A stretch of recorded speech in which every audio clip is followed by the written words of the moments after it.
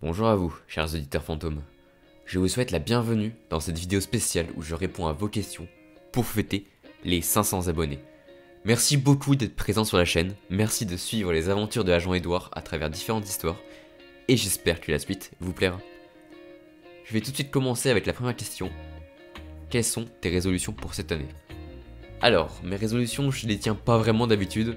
J'essaie quand même, mais bon, vous savez ce que c'est, hein, on fait des résolutions, on les tient pas, bon voilà. Juste continuer à faire des vidéos de la meilleure qualité possible, c'est déjà pas mal. Comment écris-tu tes histoires? Quel est ton processus, recherche d'idées, etc. Alors premièrement, il faut savoir que les idées pour mes histoires arrivent dans ma tête de façon plutôt simple et très aléatoire.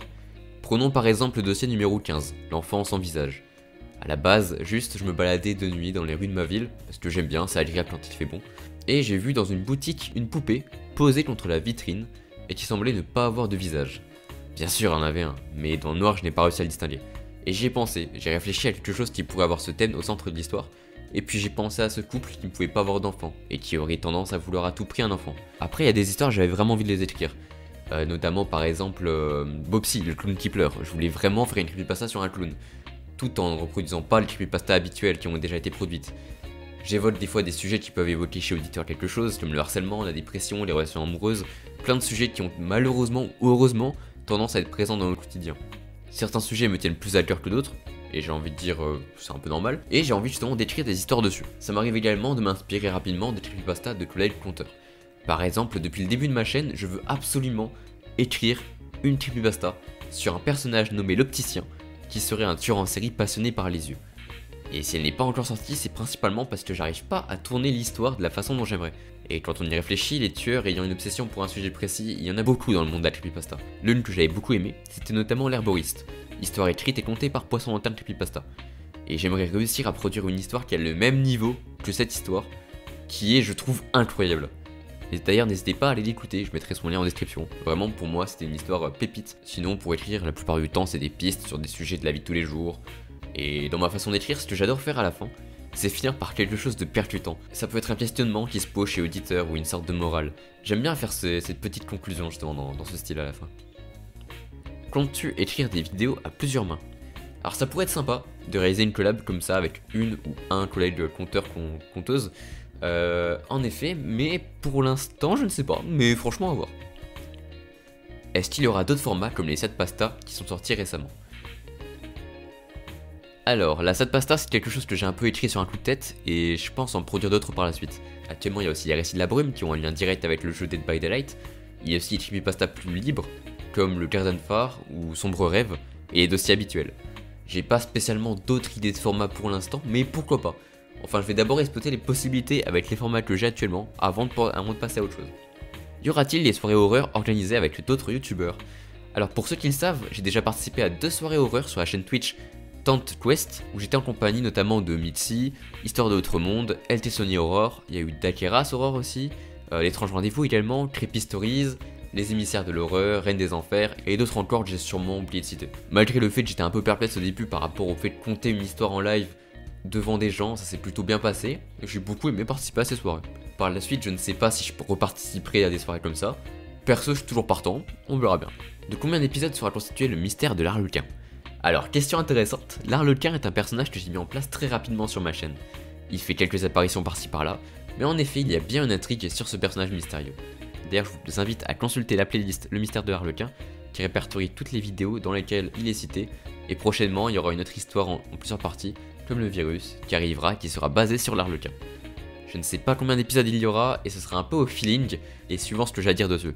Mais en tout cas, j'espère que vous êtes tout autant en train de sautiller d'impatience que moi de découvrir la suite du mystère de l'Arlequin. Combien de temps mets-tu pour écrire chaque vidéo? Qu'est-ce qui te donne l'inspiration? Alors en ce qui concerne l'inspiration, j'en ai déjà parlé avant du coup, et le temps que je mets à écrire une vidéo, ça varie. Si j'ai toutes les idées, ça peut me prendre quelques heures, sinon ça peut prendre plusieurs jours, ou même plusieurs semaines, ou plusieurs mois si vraiment j'ai un sujet mais pas trop d'idées. Mais le plus souvent, quand je me plonge vraiment dans l'histoire, ça peut aller très vite, comme par exemple avec la boîte au grenier, dossier numéro 19 si je me trompe pas, je crois que je me trompe. Franchement, ça peut aller très vite, en quelques jours c'est réglé. D'ailleurs justement, au passage, l'histoire La boîte au grenier, c'est une des creepypastas que j'ai le plus aimé écrire et qui me plaît le plus actuellement parmi celles que j'ai écrites. pourquoi avoir nommé la chaîne Le Bureau de l'étrange? Alors, je voulais vraiment développer un univers autour d'une organisation spéciale qui traite un peu tout ce qui est mystérieux, paranormal, étrange, glauque, etc. Et je vous avoue qu'il y a un truc qui m'a beaucoup inspiré, c'est la SCP Fondation. Dans le milieu des creepypastas, c'est l'organisation la plus connue. Enfin voilà, et au tout début, j'avais écrit une histoire qui était la rue de Porcelaine, dans laquelle l'agent Edward n'existe pas. Et c'était juste quelqu'un qui travaille aux archives dans une organisation secrète, du domaine du paranormal, etc. C'était la vraie première creepypasta que j'ai écrite. Je dis vraie parce que les quelques-unes que j'avais écrites avant étaient vraiment pas folles. D'ailleurs, je pourrais peut-être les réutiliser un jour et les retravailler. Et du coup, c'est avec celle-là que tout commença. Et donc, qui dit archive, dit casier de rangement. Vous voyez les gros tiroirs avec plein de dossiers à l'intérieur. Et donc, je me suis dit que c'était un bureau qui enquêtait sur des phénomènes et des événements étranges. Donc, le bureau de l'étrange, tout simplement. En fait, c'est pas si recherché de ça quand on y pense. Mais vraiment, moi, c'est un nom qui me plaît beaucoup. Et puis voilà, du coup, ça s'est appelé bureau d'étrange. D'ailleurs, je parlais avant de différents sujets que le bureau analyse et sur lesquels il enquête. J'en profite pour dire que le bureau s'est beaucoup plus tourné vers l'aspect paranormal que les affaires réelles, entre guillemets, comme la première vidéo de l'horloge. Et cet aspect me manque un peu, donc je vais retravailler très prochainement dessus. Et j'espère que ça vous plaira aussi. Quels sont tes projets futurs? Alors pour le futur, du coup, je compte bien développer le mystère de Harlequin. Également une intrigue autour du village maudit de Red Town. Je vous en parlerai un autre jour de ça. Mais il y a déjà des petits indices dans quelques vidéos. Et aussi continuer les récits de la brume que j'ai l'habitude de faire. Enfin, l'habitude, il y en a un tous les 6 mois, mais voilà, j'ai quand même l'habitude de les faire. Et également, j'aimerais beaucoup réaliser un jour un court-métrage issu d'une de mes histoires. Voilà, je sais pas quand ça se fera, je sais pas si ça se fera, je sais même pas sur quelle histoire cela pourrait se faire, mais ça me tente bien de traverser ce format audio pour passer sur un format vidéo un jour.